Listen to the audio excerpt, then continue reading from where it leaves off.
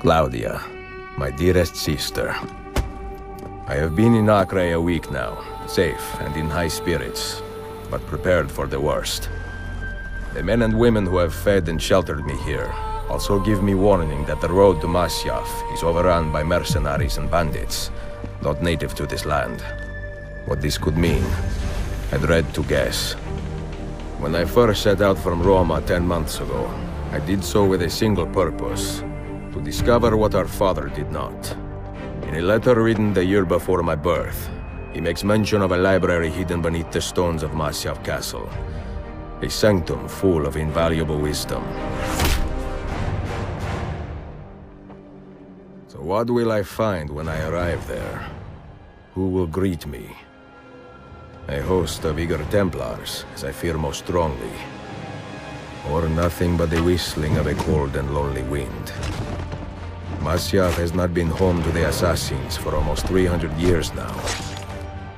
Can we still claim it for our own? Are we welcome there? I am wary of this fight, Claudia. Not because I am tired, but because our struggle seems to move in one direction only. Towards chaos. Today, I have more questions than answers. This is why I have come so far. To find clarity. To find the wisdom left behind by the great Altair.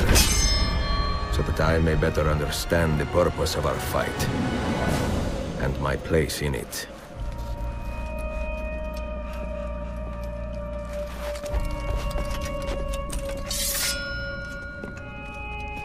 Should anything happen to me, Claudia, should my skills fail me, or my ambition lead me astray, do not seek retribution or revenge in my memory, but fight to continue the search for truth, so that all may benefit.